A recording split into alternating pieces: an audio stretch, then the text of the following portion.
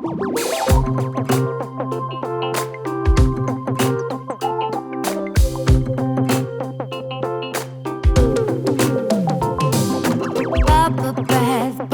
bath, call my name. Every morning up with the sun. Bubble bath, you know I love to blow some big ones. And mama thinks it's fun.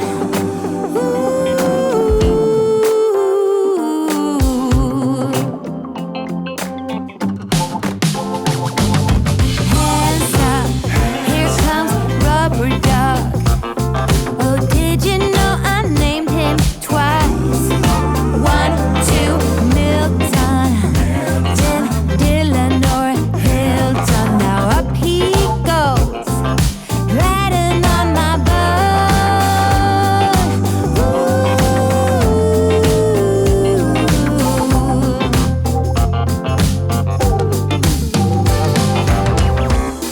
Well, scrub my feet.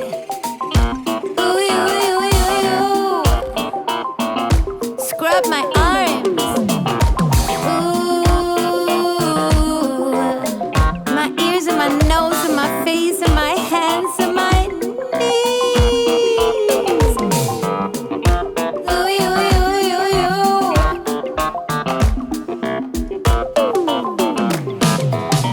Woo!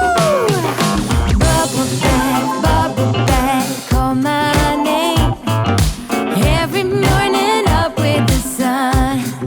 Oh, bubble bath, bubble bath. Come on, everyone, jump in one by one. It's so much fun. Ooh. Are you ready for Rubber Duck? Oh, hands up, here comes Rubber Duck. Say, did you know I named him twice?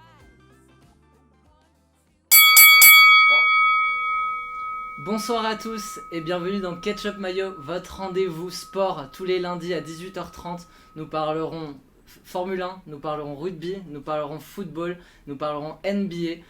Voilà, encore un grand merci pour nous avoir suivis lors de notre première sur le cinéma de Wes Anderson. Voilà, tous les lundis, nous serons ici pour parler de sport pendant à peu près 1 heure, voilà, de l'actualité de la semaine, du week-end, et puis même un peu en avance, puisque ce soir, il y a le Ballon d'Or à 20h30, grosse rubrique en dernière partie d'émission là-dessus. On va parler rugby assez rapidement, on va lancer cette première partie sur le rugby et l'exploit des Français, notamment face à la Nouvelle-Zélande. Générique. Allez Romain, oh oui, formidable avec Jaminet. Jaminet, il y a un coup à jouer parce que qui est là? Le ministre de l'Intérieur, évidemment. Pour le rugby, cette saison, je suis en compagnie de Gauthier qui sera notre expert. Salut Gauthier. Bonsoir Guillaume, j'espère que tu vas bien. En tout cas, c'est un plaisir de vous parler rugby. On a eu un week-end d'exception ce week-end. C'est vrai, donc alors du coup on a eu quoi? On a eu du Stade Français face à Biarritz. Ouais, on a Biarritz qui s'est imposé face au Stade Français. On a eu un temps catastrophique sur le terrain, il y a eu de la grêle, des intempéries de fou. Mais un match plutôt clean, à l'avantage des Biarros, si je me trompe pas. Ensuite on a enchaîné sur le match Montpellier-Castres, 25-4, match très serré jusqu'au bout. On a eu notamment la présence de Eddie Jones, le sélectionneur anglais du coup, qui était présent pour ce match-là. Donc qui disait notamment qu'il regardait très souvent le top 14. Le Stade Rochelet qui écrase Pau 36-8. Ouais, le Stade Rochelet du coup qui continue sur sa bonne lancée, qui est très bien dans son tournoi, qui revient en forme et écrase Pau ce week-end. Toulouse face à Lyon, 19-13, victoire des Toulousains après la trêve. Alors non, c'était pas Toulouse face à Lyon, je sais pas ce que t'as dit, c'est plutôt Toulon, les Toulonnais face à Lyon, 19-13. Alors un match très serré, Toulon qui rejoint sur la victoire. On avait Toulon qui était en bas de tableau, ça ne leur ressemble pas, et ils ont fait un très très bon score à Lyon. Et ce qu'on peut remarquer un petit peu sur ce match, c'est la difficile blessure de Mathieu Bastaro du côté de Lyon, oui, qui se blesse au deuxième genou malheureusement.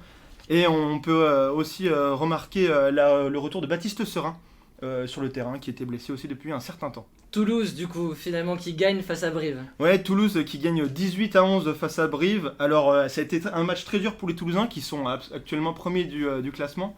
Mais en même temps, c'est à cause de l'absence du coup, de ces joueurs principaux. On pense à Antoine Dupont et Ntamak qui étaient absents après, qui étaient en vacances après les matchs forcément internationaux qu'ils ont eu la semaine passée. Donc, un match compliqué, mais au final, ils en sont sortis à 18-11. Et puis enfin, la grande affiche d'hier soir, l'UBB qui va gagner au Racing 37-14. Ouais, on a eu un match incroyable entre l'UBB et le Racing. Alors, il a tenu ses promesses, hein. C'était dimanche soir.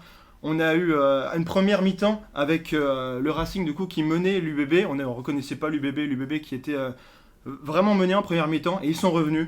3 essais en 10 minutes. Alors là, ils ont renversé totalement le match l'UBB. Franchement, qui a fait un match d'exception. Et quelle affiche! Monsieur Charon qui nous dit dans le chat, Gauthier, si tu es expert, prends ta licence pour jouer avec l'équipe de l'école. L'invitation est passée. Je suis déjà licencié dans une autre équipe, mais au plaisir de venir vous écraser un jour avec ma propre équipe. Ça trash talk. Ouais, bon, alors, on est chauvin.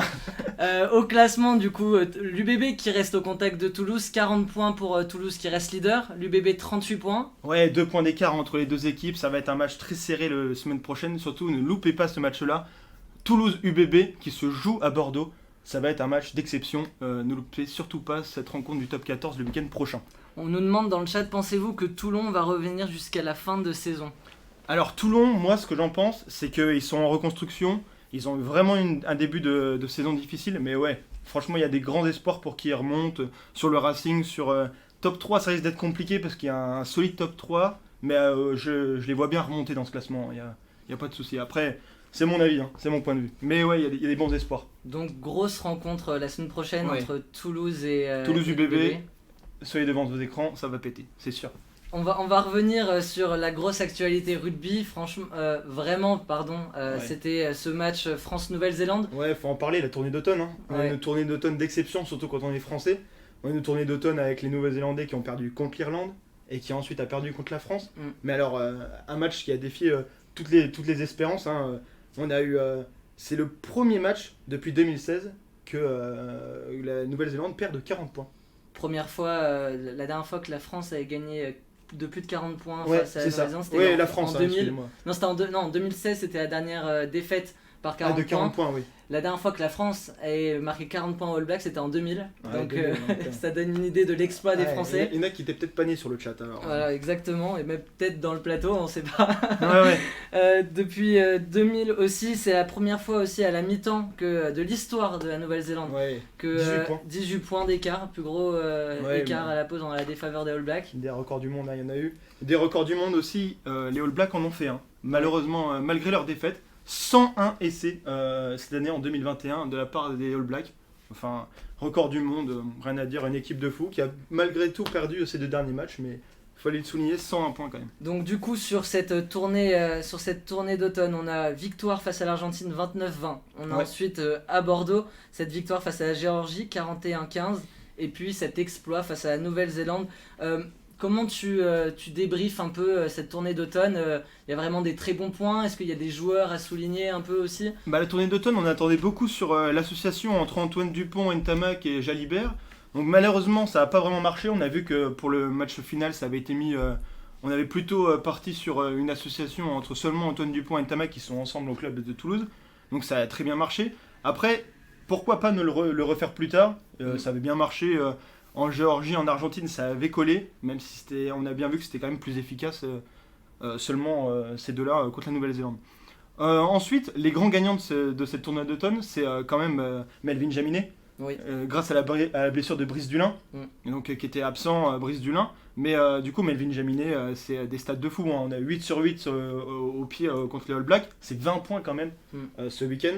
Et on est à 34 sur 37 pénalités marquées, réussies. Cette année en championnat. Donc, pour ceux qui s'y connaissent pas forcément en rugby, tu peux nous raconter un peu la darling qu'est Melvin Jaminet. Il était en Pro D2 la saison dernière. Ouais, alors il était avec, si je me trompe pas, Perpignan l'année dernière. Ça. Il était Perpignan en Pro D2 et puis Perpignan est monté en top 14. Et Melvin Jaminet d'ailleurs qui ce week-end a gagné avec Perpignan. Très très bon match, hein. Et grâce à Melvin Jaminet qui passe tout et qui est l'homme en forme de ce top 14. La petite anecdote, c'était qu'avant le match face au All Blacks, il avait mis plus de points Ouais. en équipe de France, avec Que, le 15 de France, Qu'en top 14. Ouais, c'était- Voilà. Autre gagnant, c'est peut-être Peato Movaca aussi. Ouais, 5 essais en 3 matchs, des stats de fou aussi, une percussion, enfin des passes, des passes aux petits oignons au niveau de la touche. Peato Movaca, 100% aussi. Et puis la confirmation Romain Ntamak. Ouais, Vous Romain l'avez Ntamak, entendu dans notre générique d'introduction, c'est cette remontée de balle extraordinaire. On l'a tous dans l'esprit encore, hein, cette remontée de balle, ce toucher, hein, le joueur le mieux noté de ce tournoi d'automne. Classique. J'offre une petite parenthèse sur Ntamak, qui a un très beau reportage fait par Olivier Dacour sur MyCanal, qui s'appelle Papa, qui retrace un peu quelques histoires entre les fils d'eux, et puis il y a notamment du coup Romain Ntamak et son père.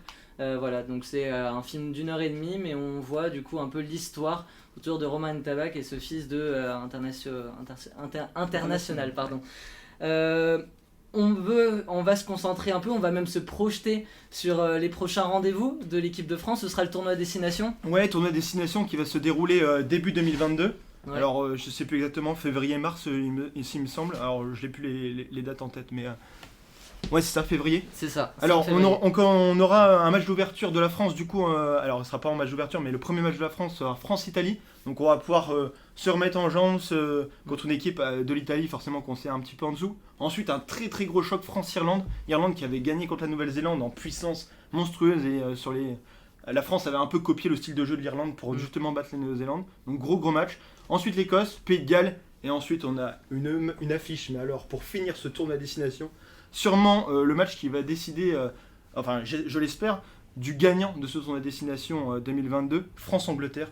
Quel match? Le samedi 19 mars. Ouais, quel match? Notez-le dans vos calendriers, il faudra voir ce match, ce sera le match à voir. Bonjour à tous ceux et à toutes qui nous rejoignent sur le chat. On est une bonne quinzaine, c'est avec un grand plaisir qu'on fait cette émission-là. Dernière question pour conclure un peu cette page rugby. Après 2 tournois à destination où la France termine 2ème, on se rappelle d'ailleurs de celui où la France avait fait un sans faute mais a été coupé par le Covid, et après ça a été un peu plus compliqué. Est-ce que tu penses que la France, alors je pense, c'est évident que c'est l'un des favoris, mais est-ce que c'est le plus gros favori de ce tournoi de destination ou pas encore? C'est difficile à dire, hein. On a eu des très très belles équipes de l'Irlande, des très très belles équipes de l'Angleterre, ça va être compliqué. Je dirais pas qu'on est favori, il y a 3 favoris vraiment, l'Irlande, l'Angleterre, ça a été rarement aussi serré dans ce haut de tableau. Mais ouais, non. Moi j'ai de bons espoirs que 2022 c'est pour nous. Dites-nous dans le chat ce que vous en pensez. Est-ce que la France est favorite? Et puis si on met pas la France favorite, on n'est pas chauvin en même temps. En même temps, Et alors là on rentre chez nous. si on la met pas là, on la met jamais. Hein. Tout à fait. Merci beaucoup Gauthier. Tu restes avec nous pour la deuxième partie d'émission consacrée à la Formule 1. Pour parler Formule 1. Voilà, c'est tout de suite générique. Accélère, accélère. Oui, il va aller la chercher. Ne lâche pas. La victoire de Pierre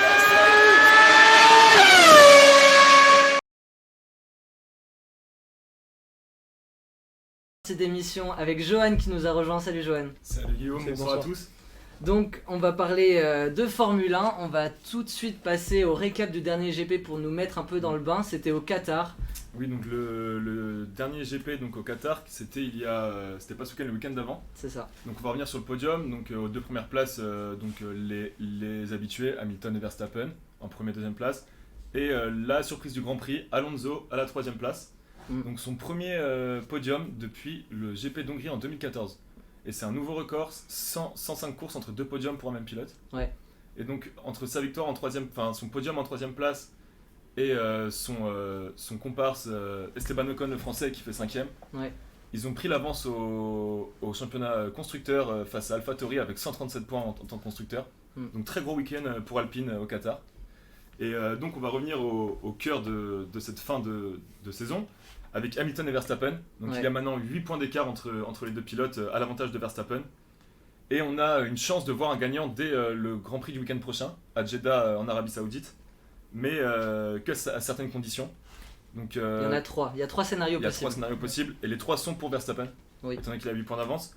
Donc le premier scénario c'est donc une victoire avec le point du meilleur tour, ce qui l'amènerait à 26 points supplémentaires, et un Hamilton 6ème ou plus dans la grille.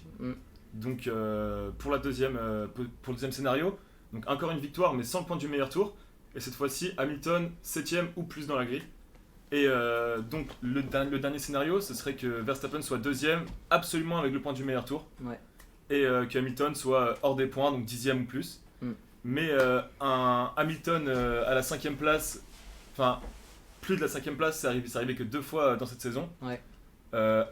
Au Grand Prix d'Azerbaïdjan et à celui de Monaco, où c'est la seule fois où Verstappen a mis plus de 18 points face à Hamilton.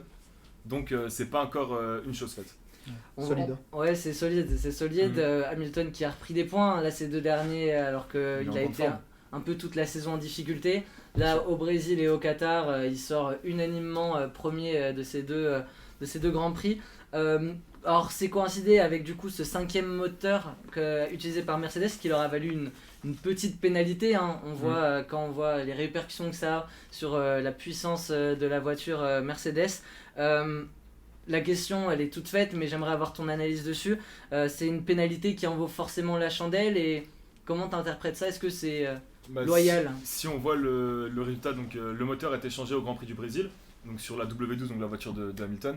C'était le 5e moteur, normalement que seulement 3 sont autorisés. Donc il a pris une pénalité de 5 places dans la grille, il est donc parti 10e. Mais il me semble que c'est au 7e tour il était 2e. Ouais. Donc évidemment que la pénalité, là, elle en valait la chandelle. Avec son moteur que certains analystes considéraient comme ils en parlaient comme d'une fusée, qui lui a permis de absolument tout remonter tout le long de la course et de finir en première place sans grande difficulté. Et donc surtout là, le week-end prochain, un circuit comme celui de l'Arabie Saoudite, qui n'est pas d'ailleurs de la première fois qu'il y a un Grand Prix là-bas. Donc le tracé de Jeddah qui est de grande ligne droite. Et c'est là où les Mercedes de base sont performantes. Et en plus avec ce moteur, cette performance elle n'est que plus grande. Donc sur un tracé en ligne droite, là la Mercedes avec ce moteur là va être très très compétitive et va être à l'avantage je pense de Hamilton et de Mercedes. Ouais, c'est vrai que ça va être compliqué quand même. Moi j'ai regardé aussi le Jeddah, là c'est vraiment des lignes droites, un moteur mais qu'on a vu mais impressionnant, c'est vrai, il faut le dire, qu'on a vu sans pareil, on a vraiment vu un avant et un après ce moteur, même les qualités de conduite d'Hamilton. C'est vraiment rien à voir. Quoi. Et Verstappen, on a bien vu qu'il pouvait rien faire. Il ne pouvait rien faire. L'objectif est dès le 7e tour, objectif 2e place. Même avant la course, hein, c'était ce qui était dit, on vise la 2e place, on limite les dégâts. On a vu au Qatar, pour juste revenir un tout petit peu en arrière, à quel point le DRS était un atout. Et finalement, dans ce genre de tracé qui va être à peu près semblable à celui de ce week-end, il y a un gros avantage à être derrière et à chasser plutôt qu'à être chassé.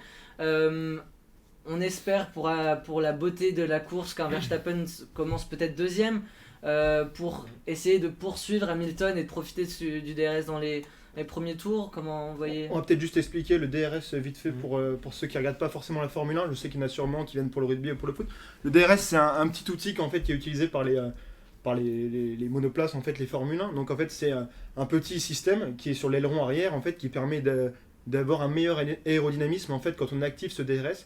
Donc c'est activable seulement quand on est à une certaine à une seconde derrière en fait une autre monoplace qui a des emplacements précis du circuit. Voilà. Et donc en fait c'est sur une partie souvent en ligne droite, faut le dire quand même. Oui, en ligne droite. Et ça permet de dépasser plus plus facilement et de manière plus sécuritaire. De base c'est vraiment une direction assistée à dépassement, ce qui est un peu faussé parce que dans des tracés comme ceux-là, la voiture qui est à moins d'une seconde à 30-40 km/h des fois de plus que la voiture qui est devant lui, et du coup il peut y avoir des pertes un peu de spectacle parce que du coup ça donne des dépassements très faciles, et puis il y a plus de combat. Exactement. Le favori du coup, est-ce qu'il change à l'approche de ces 2 derniers Grands Prix?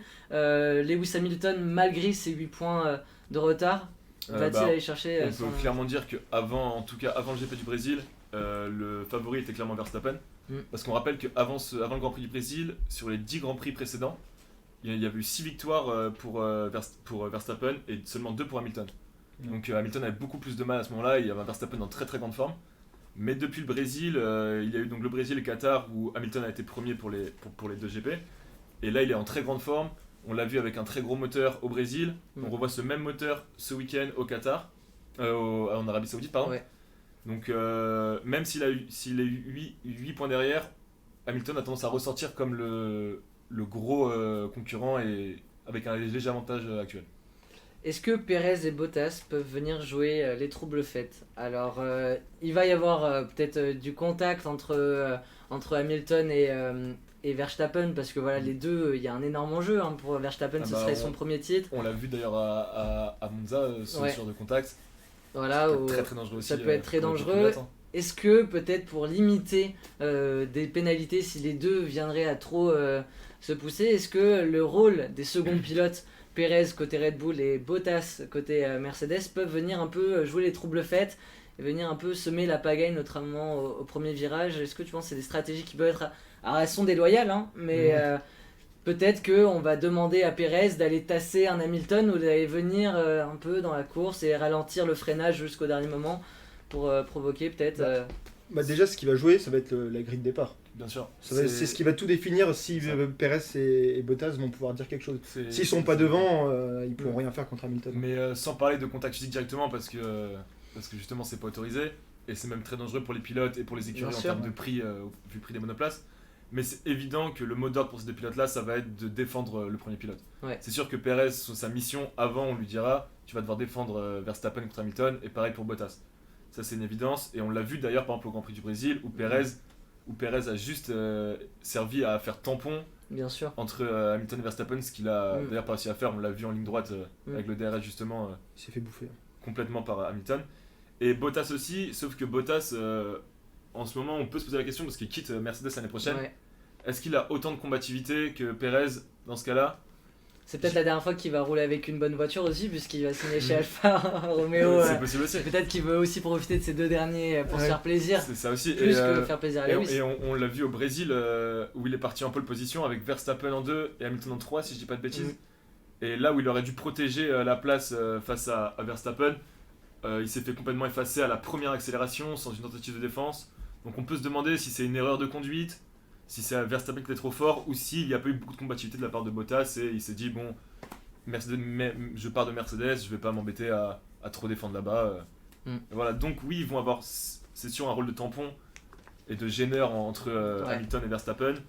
Mais jusqu'à quel point est-ce que, ce qu'on l'a vu dans les derniers Grands Prix, ils sont vite laissés derrière et on a vite deux courses différentes, Verstappen et Hamilton d'un côté et le reste des pilotes après. Tout à fait. Ils vont sûrement vite ne plus être dans la partie. Monsieur Charon qui nous dit Hamilton aime trop la position du chasseur, il va faire qu'une bouchée de Max. C'est très probable, surtout avec sa voiture actuellement et la forme dans laquelle il est. S'il reste dans sa continuité, il y a de grandes chances que Verstappen soit le chassé cette fois-ci. Pour finir sur une note qu'on aurait aimé se passer, mais pour refermer pour clôturer cette partie sur la Formule 1, le décès de Frank Williams, fondateur de l'écurie éponyme Williams. Sir Frank Williams d'ailleurs, il avait eu le titre de Sir. Et oui, il est décédé hier, donc à l'âge de 79 ans. Donc c'est le fondateur de l'écurie Williams en Formule 1. Et l'écurie qui, sous sa tutelle entre 80 et 97 notamment, a gagné 16 titres mondiaux. Donc 9 titres en tant que constructeur et 7 en tant que pilote. Donc c'était un très grand monsieur dans le sport de la Formule 1. Il était encore le long de la piste jusqu'à la saison dernière. Oui, il était très souvent sur les paddocks. Il a parlé avec tous les pilotes qu'il connaissait, ceux qui avaient déjà eu en écurie, a donné son avis et c'était un avis qui était pris en compte par tous les pilotes. C'était un mentor quoi. Il a vu des Alain Prost, des Jacques Villeneuve gagner des Grands Prix, 114 victoires pour son écurie. Donc voilà, on lui rend un petit hommage à Sir Frank Williams. Exactement. On referme du coup cette partie, on va passer de l'autre côté de l'Atlantique avec la NBA qui continue une magnifique saison très ouverte et on va en parler tout de suite. Générique. Pulls up, three-pointer, bang, bang, it's good, wins the game at the buzzer. Pour la NBA, j'ai un nouveau consultant à mes côtés, c'est Hugo. Salut Hugo. Salut, bonsoir à tout le monde.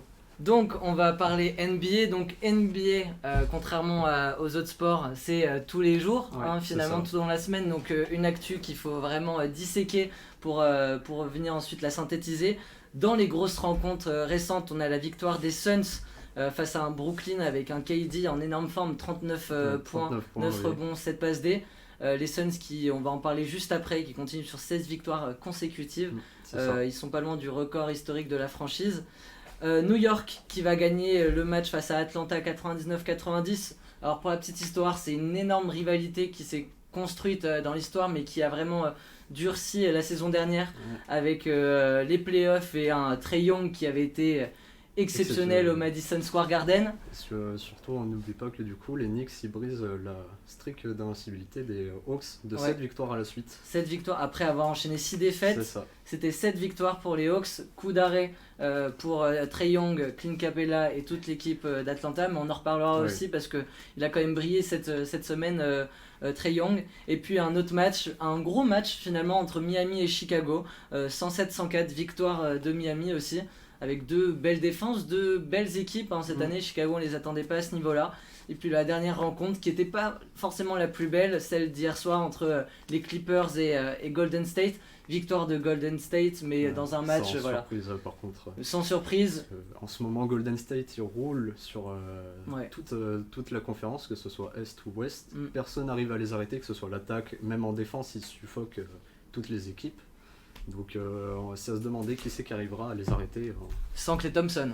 Sans Klay Thompson en plus qui est toujours pas là, ils attendent un autre joueur, alors j'ai perdu son nom, mais ils attendent encore un autre joueur qui est blessé aussi je crois. Ouais. Et dès qu'ils vont avoir Klay Thompson et c'est ce deuxième joueur, alors là ça va devenir inarrêtable. Inarrêtable. En tout cas oui c'est ça, c'est 7 victoires sur les 7 derniers matchs, sont sur une énorme série. Golden State premier. Du coup, devant les Phoenix Suns, les deux grosses équipes, Phoenix Suns qui attendent le faux pas de Golden State, ils sont sur 16 victoires. Hugo, tu peux nous en parler un peu ? Déjà, pour revenir à ça, pour attendre faut que les Suns attendent le faux pas de Golden State, il faut savoir que oui, le 1er décembre, dans la nuit vers 2h du matin chez nous, ils vont s'affronter, donc on va voir si les Suns arrivent à battre Golden State ou si Golden State arrive à briser leur streak d'invincibilité. Pour les Suns, du coup, au début, ils avaient commencé avec 1-3, une victoire, 3 défaites. Oui. Malheureusement, avec quand même une victoire précieuse sur les Lakers de LeBron James. Ouais. En difficulté cette saison. C'est ça, en difficulté cette saison, ils sont 10e, je crois, pour 10 victoires, 10 défaites. Et ils commencent du coup leur première série contre les Cleveland Cavaliers, 101-92. Ensuite, par contre, leur streak, elle est très fragile. Elle est très fragile parce que ils ont plusieurs matchs où ils ont fait que 3 points d'écart, 4 points d'écart, des choses comme ça. Enfin, on l'a vu là, samedi contre les Nets, ils ont terminé 111-107. Ouais. On a bien cru que les Nets à la fin, ils reviennent à 4 minutes à la fin, on a bien cru qu'ils allaient briser leur streak, donc franchement elle est très fragile. Ensuite, concernant leur effectif, Devin Booker, il fait le taf. On l'a encore vu là, samedi contre les Nets, dans le premier quart-temps, c'est lui qui marque les 8 premiers points des Suns. Ouais. Donc franchement très bon, en plus il a 23,9 points de moyenne, donc franchement super. Ensuite on a Chris Paul qui vient derrière, qui est très bon en termes de passes décisives, etc. Il sait distribuer le jeu, on le connaît. Il est trop fort. On a Michael Bridge, ça fait 4 saisons qu'il est chez les Suns maintenant, et c'est un très bon rookie qu'ils ont choisi en 2017-2018. Et qui, lors du match encore une fois contre les Nets, il a très bien gardé James Harden, qui lui a fait faire 7 turnovers, 7 pertes de balles, donc en plus il bat le record de la franchise d'interception. 7 interceptions en match, donc franchement super, et en plus il compte parmi leurs rangs un ancien champion NBA qui était avec Golden State en 2015-2016, Javal Magui, qui commence sur le banc, mais dès qu'il sort sur le banc, on peut compter sur lui parce qu'au rebond, il fait 10.2 rebonds par moyenne par match, donc franchement, il est très bon. Il a un apport statistique. Et même sur les contres, il arrive à tourner des fois à 3-4 contres par match, donc c'est super. 16 victoires consécutives du coup pour les Suns. Alors il va y avoir ce match qui viendrait peut-être briser cette Golden State, je fais allusion à Golden State. Ils sont capables par contre, parce que c'est une équipe qui finit très bien ses matchs, qui est sérieux tout le long. Il n'y a pas ce genre d'imprécision en fin de match qui peut peut-être coûter. Si on était sur une équipe des Suns voilà, qui parfois manque un peu de réalisme sur la fin, qui domine tous ses matchs finalement, C'est et ça. elle se fait pas revenir. C'est vraiment une équipe sérieuse, comme tu l'as dit, tu as évoqué tous les joueurs qui composent le roster. C'est une très belle équipe, très sérieuse. Attention plutôt à Stephen Curry, Oui, c'est totalement. eux finalement qui sont premiers, qui Ouais. peuvent aussi peut-être voilà, tomber sur l'os des Suns. Et oui, parce que Stephen Curry, il faut savoir que là, quasiment sur tous les matchs, il fait plus de 20 points quand il est sur le parquet. Il fait plus de 20 points, mais après, il faut pas aussi que se focaliser sur Stephen Curry, parce qu'il y a Jordan Poole aussi, qui est exceptionnel. qui est exceptionnel. Ils ont d'autres joueurs encore qui est exceptionnel. Dans la raquette, on attend DeAndre Ayton au tournant, Ouais. pivot des Suns, parce qu'il va falloir qu'il assure dans la raquette, parce que sur les derniers matchs, on a souvent eu des pénétrations dans la raquette qui ont fini par en dunk ou en lay-up. Et faut pas que se focaliser, faut qu'ils pensent à pas que se focaliser sur Stephen Curry. Sur les joueurs de la semaine, on va passer maintenant à cette rubrique-là. Alors, on en a parlé un peu en off de l'émission. C'est ça. On s'est mis d'accord côté à l'Est avec Trae Young qui nous sort vraiment une semaine magnifique. 4 matchs joués par Atlanta cette semaine. 4 matchs à plus de 30 points pour Trae Young. Ça lui fait une moyenne à 31,3 points. 4 rebonds, 8,5 passes décisives. C'est le Manitou. Il confirme la saison dernière où il a vraiment explosé et il offrait les playoffs à Atlanta qu'on n'avait pas vu depuis un long moment. Il est génial ce joueur. Et surtout qu'en plus, là, sur ces 4 matchs à la suite, 2 matchs à la suite, il finit avec 2 double-double. Ouais. Et grâce à ces magnifiques performances, et à la fin de cette semaine, il termine premier au classement des points totaux marqués en une saison. Ouais. 545 devant Stephen Curry et Kevin Durant. Donc voilà, c'est le meilleur marqueur, C'est pas le en termes de moyenne, mais en termes de Non, points. en termes de points marqués sur une saison, donc là 2021-2022, c'est le meilleur marqueur pour l'instant. On parle double-double, mais on va parler même triple-double avec Oui. Russell Westbrook. Pour ceux à qui ça ne parle pas trop, double-double, c'est 2 statistiques à plus de 10 points. Pour le triple-double, du coup, c'est 3 statistiques. Donc, on parle points, on parle rebond, on parle assist, voire interception et contre C'est ça. pour les joueurs comme Rudy Gobert. Là, c'est Russell Westbrook que j'ai sélectionné. Toi, tu vas nous parler après du joueur. 26,5 points de moyenne cette semaine, 9,8 rebonds, 9 passes décisives, donc on est quasiment sur un triple-double de moyenne. Il en a fait 2 sur cette semaine, donc voilà, gros match de Russell Westbrook qui a été assez en difficulté sur la première partie de la saison. On l'a vu un peu mal en point côté de Lakers, où peut-être LeBron James s'est blessé, Anthony Davis faisait le taf, mais Russell Westbrook a eu un peu plus de mal. Là, cette semaine, c'est quand même très sérieux. Oui, là c'est super sérieux, il a réussi à revenir. En plus, Russell Westbrook, il est dans le top 10 des triple-doubles en une saison. Donc franchement, il a réussi à revenir, mais on l'espère de tout cœur qu'il va continuer sur cette lancée.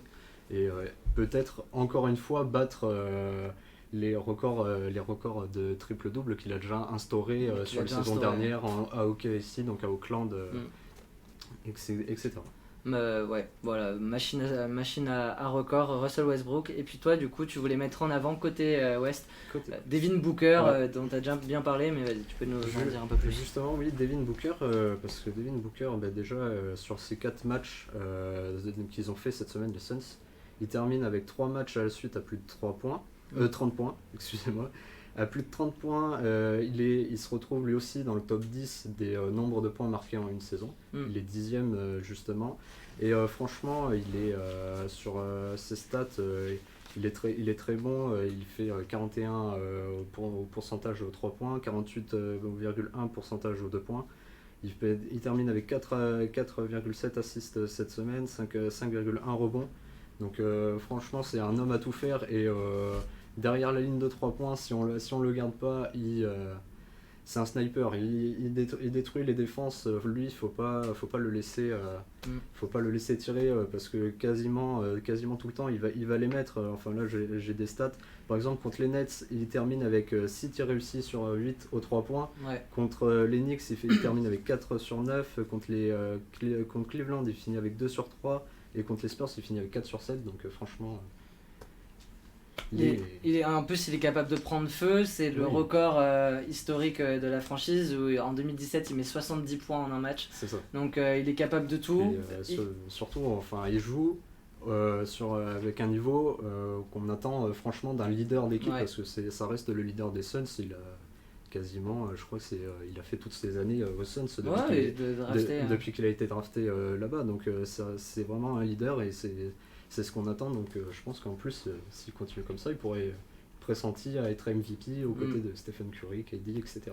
En complément d'informations sur tout ce qui est basket NBA, voilà, pour ceux qui voudraient se mettre à ce magnifique sport, voilà, on est sur des très belles saisons actuellement. On a une NBA vraiment très spectaculaire. Je recommande vraiment de vive voix le média Trash Talk sur YouTube qui offre du contenu un peu toute la semaine pour voilà, mieux appréhender tout ce qui est statistique. Voilà, quand on va en parler, de toute façon on va vous aider aussi tous les lundis à un peu augmenter votre culture sur le basket, ou pour ceux qui sont déjà fans de basket à en parler, mais n'hésitez pas à aller vous référencer auprès de Trash Talk qui fait vraiment du très beau boulot côté francophone. Merci Hugo. On va passer maintenant à la dernière et grande partie de cette émission, puisqu'on va parler football, on va parler Ballon d'Or et puis on va un récap des championnats et du week-end. Générique. Second poteau, Pavard. Benjamin Pavard. Messieurs, bonjour, je suis en compagnie de Emeric et Bakary. Salut les gars. Salut, bonjour à tous. On va rentrer du coup, on va faire un tour d'horizon de ce week-end de football avec un point sur les classements des 5 plus grands championnats, hein, tout simplement. On va commencer en Ligue 1 avec Rennes qui continue son incroyable série de 13 matchs sans défaite, toutes compétitions confondues. Voilà, ils sont deuxième de Ligue 1, ils prennent la place de Dauphin. Lyon et Marseille qui se relancent après le match arrêté au bout de 5 minutes lors de la semaine dernière. Ouais. Victoire 1-0 pour les deux équipes. Et puis le PSG qui va aussi rebondir après la défaite face à Manchester City. PSG qui va gagner sur la pelouse des Stéphanois, 20e du classement, mais qui va quand même perdre Neymar sur blessure. Une grosse blessure après un tac de maçon. Ouais. Du boucher du dimanche. Voilà, le boucher du dimanche qui vient mettre son pied. Alors, c'est pas forcément fait de manière intentionnelle. Ouais. Mais le geste est là. Le geste est là, c'est 6 semaines minimum pour Neymar. Au niveau des autres championnats, en Serie A, nous avons Naples qui continue et qui écrase la Lazio Rome 4-0. Ouais. L'AC Milan cale à domicile pour une deuxième défaite consécutive après une défaite face à Sassuolo 3-1 à domicile. Le Bayern continue, Dortmund récupère Haaland et qui signe déjà un but pour son retour. Ouais, on a une magnifique 7 minutes de jeu, une magnifique séquence avec une supportrice de Wolfsburg. Je vous invite à aller voir ça, ça fait le tour des réseaux. Le Real Madrid continue, l'Atlético passe second avec une victoire 4-1 à l'extérieur. Mais ce qui nous a intéressé un peu avant de parler du Ballon d'Or, c'est la grosse affiche en Première Ligue. Chelsea qui recevait Manchester United mal en point, qui vient de perdre Solskjaer.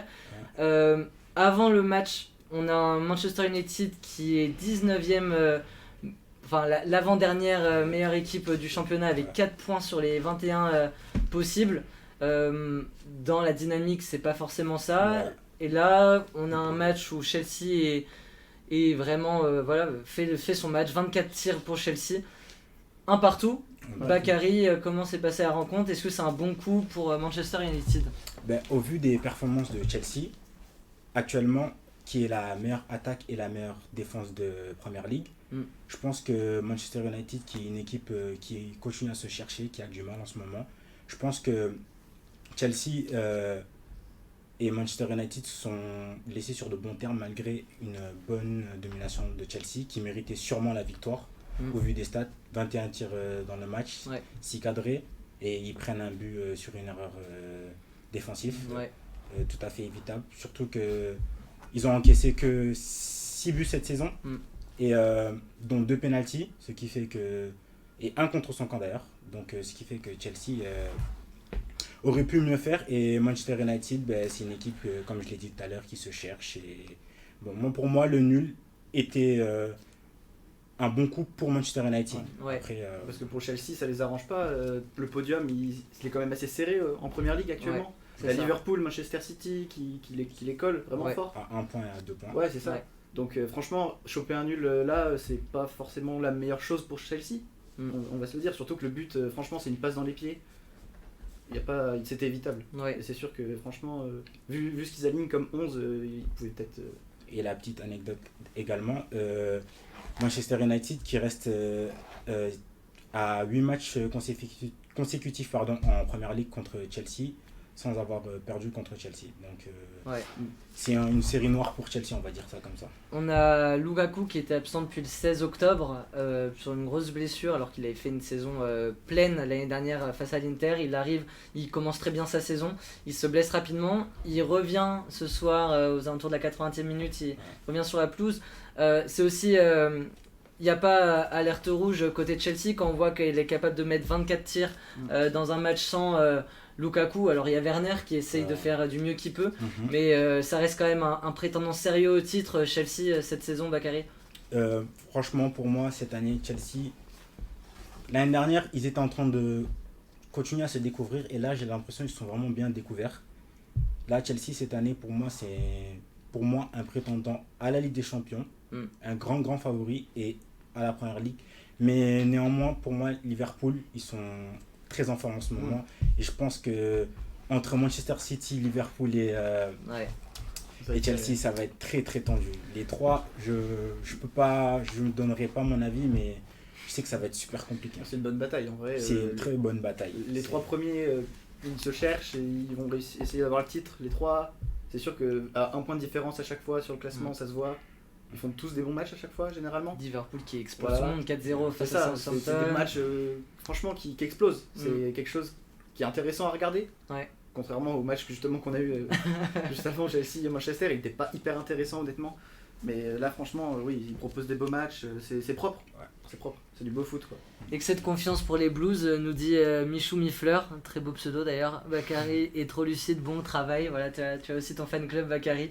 On va continuer du coup. Voilà, donc l'actualité, elle est là en termes du classement européen. Ce qui nous intéresse, c'est finalement, on parlera Ligue des Champions la semaine prochaine, lundi prochain, pour aborder cette dernière partie et ce dernier match où il y aura divers scénarios. Mais là, ce qui nous intéresse, c'est le Ballon d'Or qui a lieu ce soir. À l'heure où on vous parle, il y a les classements qui sont révélés. Le Ballon d'Or sera attribué à 20h30.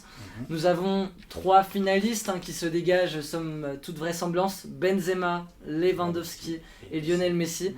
Messieurs, votre prono pour qui sera selon vous, de manière la plus objective possible, le Ballon d'Or? Emeric, si tu veux bien commencer. Objectivement, si on regarde que les stats, qui nous est proposé, tout ce qui vient, Messi est devant les deux autres. Il n'y a pas à chercher plus loin.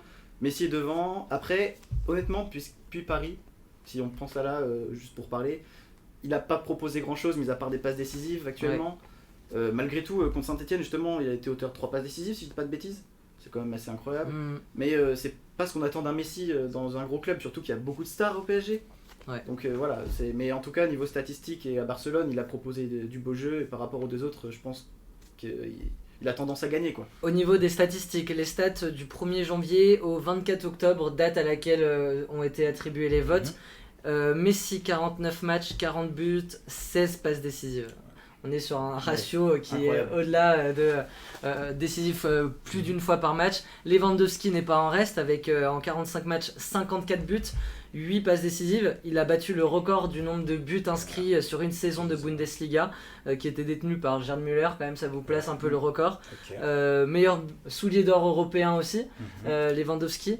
Et puis Benzema, un peu en dessous niveau statistique, mais qui a fait quand même de très belles choses, puisque c'est grâce à sa saison extraordinaire qu'il revient en équipe de France. 50 matchs, 35 buts, 14 passes décisives. Finalement, c'est pareil pour Benzema, on est sur 50 matchs, 49 fois décisifs. Il gagne la Nation League aussi. Pour Messi, je ne l'ai pas dit, mais meilleur buteur et passeur de la Copa América qu'il va remporter avec l'Argentine.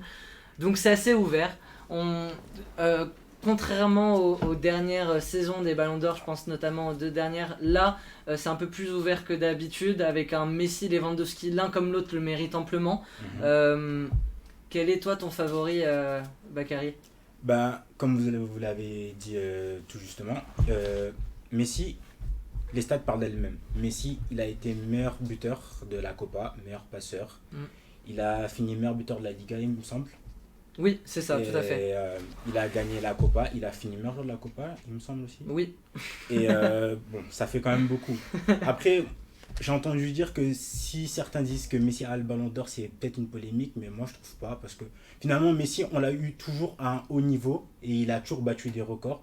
Et il suffit qu'il fasse une saison moins bonne que d'habitude pour qu'ils disent oui, Messi il mérite pas le Ballon d'Or, alors qu'il le mérite amplement. Je suis désolé, mais il le mérite amplement.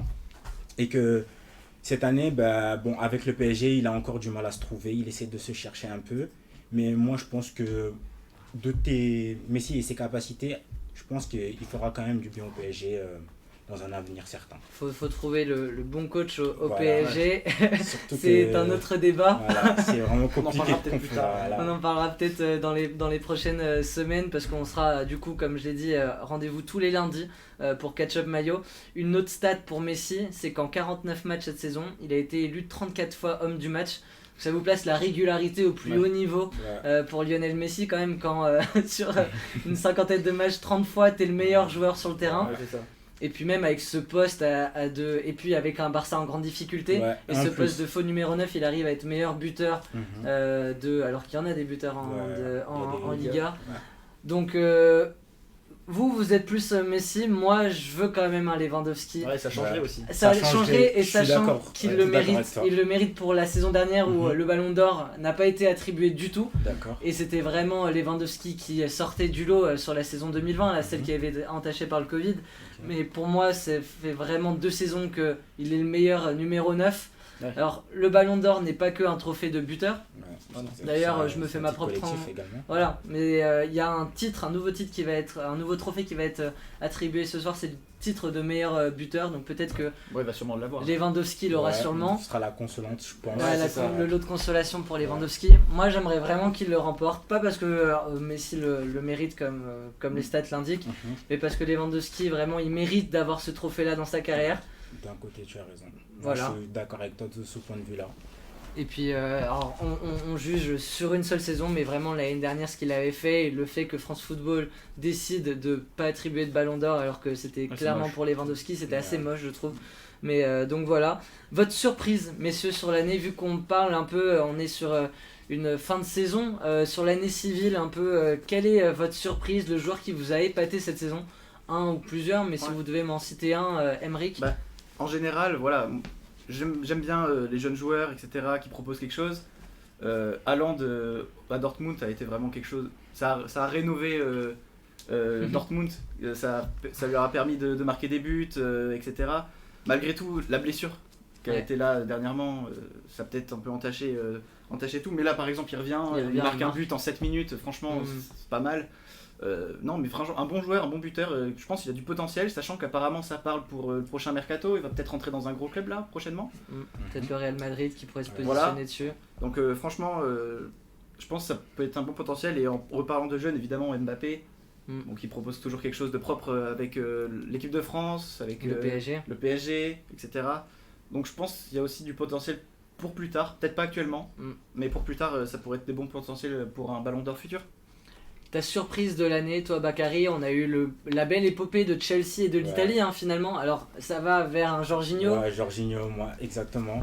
Bon, Jorginho, c'est un joueur que, à vrai dire, je suivais pas énormément. Et cette année, il m'a assez surpris quand même parce que finalement, lui et Kanté, ils font la paire au milieu de terrain de Chelsea. Ouais. Et c'est qui fait leur solidité défensive.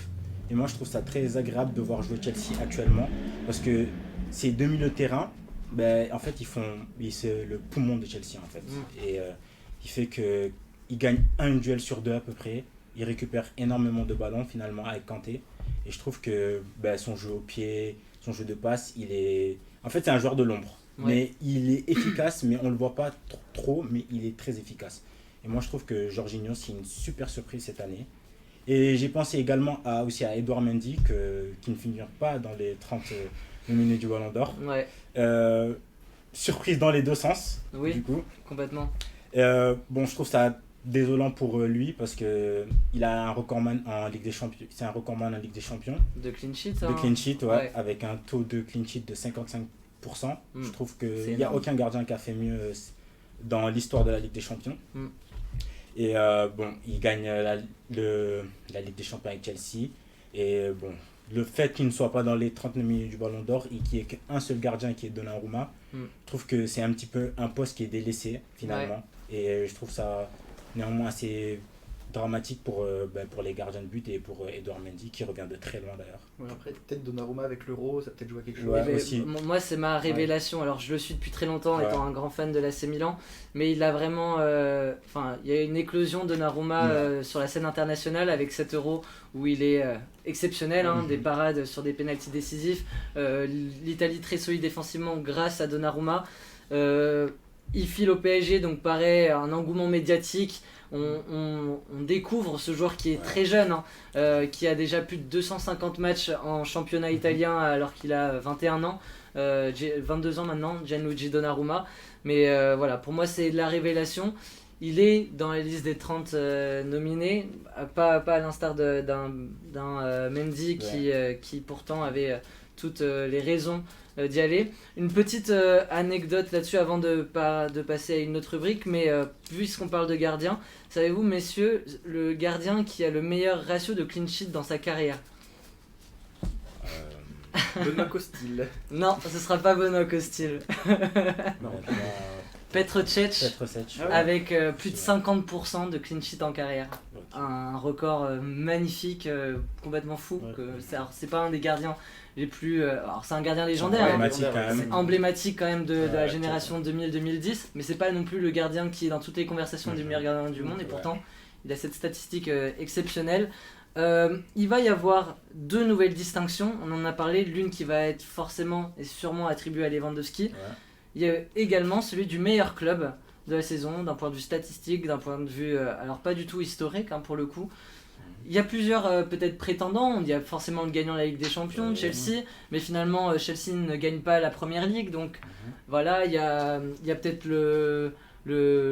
l'Atlético qui a fait une grosse saison, voilà, ces équipes-là. Pour toi c'est Chelsea? Pour moi, au vu de la saison que j'ai vue, je suis pas le plus grand fan des Blues, mais il faut reconnaître que cette saison, ils ont fait une saison extraordinaire. Il n'y a rien à dire dessus. En Ligue des Champions, on les a vus, ils étaient incroyables. Et bon, en championnat, ils n'ont pas gagné le championnat, mais ils ont quand même fait une saison potable. Genre, Ouais. elle est assez bien quand même leur saison. Et je trouve que Chelsea ils mériteraient amplement, surtout pour le début de saison qu'ils sont en train de faire également. Tuchel qui a mis dans la sauce le PSG, hein. Après cette fait licencier du PSG, il les retrouve en demi-finale. C'est ça, hein. Si je dis pas de bêtises, Tuchel qui élimine son ancien club, qui gagne la Ligue des Champions alors gagne que la le Ligue. PSG ne pensait pas être capable de le gagner Ouais. avec Tuchel. Tourelle, hein. Désolé de la L'accent. prononciation franco-française. Ouais, mais Tourelle, on va s'y mettre. C'est l'entraîneur de l'année. Si on devait se sortir aussi un titre pour l'entraîneur de l'année, pour toi Aymeric, c'est Thomas Tuchel qui fait vraiment, ou tu donnerais peut-être En à vrai, Mancini avec... Mancini, Guardiola aussi, peut-être Ouais. potentiellement. Parce que là, actuellement, il est en train de proposer quelque chose de propre avec City. Niveau entraîneur, j'avoue, je suis pas trop calé non plus, mais c'est vrai que ces trois-là, ils jouent beaucoup pour leur club, c'est sûr. Il y a la Ouais. série d'invincibilité exceptionnelle de l'Italie, Ouais. avec Mancini qui Mancini. sort l'Italie de nulle part, hein, même Ouais. en crise. Hein, En crise, ouais. Ils reviennent de loin. Ouais, ils reviennent de loin. Mais Tourelle, quand même, c'est assez exceptionnel aussi, la darling et l'histoire autour de sa saison si particulière. Il s'entend très mal avec Leonardo. Ouais. Il a quand même l'effectif avec lui, mais l'effectif ne tourne pas comme on aimerait que les stars marchent. Il se fait En fait, licencier. désolé de te couper, Vas-y, hein, vas-y. mais être entraîneur du PSG, je pense, c'est l'une des choses les plus dures dans le monde du football actuellement. Ils ont, sur 11 joueurs, il y a 11 stars. Ouais. Et dans les remplaçants, il y a des stars. On ne peut pas être entraîneur du PSG et dire que c'est facile, c'est impossible. Parce que c'est un club. En fait, les stars, c'est des stars comme on dit, et donc ils ont tous envie de jouer. Il est obligé de faire des choix. Et maintenant, quand tu es au PSG, tu gagnes beaucoup d'argent et tout ça. Ça fait que certains maintenant, ils se reposent sur leur laurier. Ils font pas les efforts comme ils devraient faire. Et ça crée. En fait, ils ont un groupe, mais peut-être un manque de collectif dans le groupe parce qu'il y a peut-être trop de stars à mon goût. Et donc, il y en a, la plupart, elles ont déjà assez prouvé. Donc, possiblement, je pense que le PSG, ça joue un peu dans le jeu du PSG. Il pourrait y avoir Zidane qui pourrait. Il y a des rumeurs comme quoi. Est-ce que c'est pas quelqu'un avec l'aura d'un Zidane qui peut venir un peu. Finalement, mettre un peu. Excusez-moi l'expression, mais ses couilles sur la table pour dire à ce panel de stars. Écoutez, on va jouer ensemble en équipe. Moi, j'aimerais, mais il est au Real Madrid. Mais s'il y a bien un entraîneur qui sait gérer les stars et un collectif de stars, c'est Carlo Ancelotti qui l'a fait par le passé avec le Real Madrid de CR7, Bale, etc. Qui l'a fait avec l'AC Milan. L'AC Milan qui est dans qui sort chaque année avec les Cafu, les Maldini, les Nesta, les Shevchenko. Un entraîneur comme ça, il y en a peu sur le marché, comme tu dis. Il y en a peu qui ont réussi à entraîner une équipe de 11 stars comme l'est le PSG actuellement. Il y a Michou Mifleur qui nous dit belle revanche pour Thiago Silva aussi, qu'il ne faut surtout pas oublier. Thiago Silva qui est dans la valise de Tourelle. Belle remarque. Juste avant même, c'est plutôt lui débarque à l'été, Tourelle le rejoint à la trêve, mais Thiago Silva aussi qui va glaner sa première Ligue des Champions. Et qui fait une carrière exceptionnelle, qui est encore là. Très grand défenseur. Qui obtient le penalty pour Chelsea d'ailleurs ce week-end face à Manchester. Une belle revanche. On se retrouve la semaine prochaine, notez le rendez-vous pour Catch Up Mayo, pardon. On aura un beau néon d'ailleurs qui viendra derrière nous. On a reçu les dernières pièces pour enfin finaliser ce beau studio. Un énorme merci encore à l'équipe d'Archi d'intérieur, les Bachelor 1, Bachelor 2 qui ont réalisé un magnifique studio pour nous. Vous pouvez venir en plateau pour cette belle première. Gauthier, on a aussi Alex à côté en régie qu'on salue. Un grand merci à vous tous. On se retrouve la semaine prochaine dans Catch Up Mayo. Et demain aussi pour... venez tous dans le cadre. Et demain rendez-vous gaming avec Alex qui sera cette fois-ci devant la cam. Donc restez connectés sur le Twitch G9 Live. En attendant, prenez soin de vous et puis bonne soirée à tous. A plus. Merci, Ciao. salut, à la prochaine. Bubble bath, come out.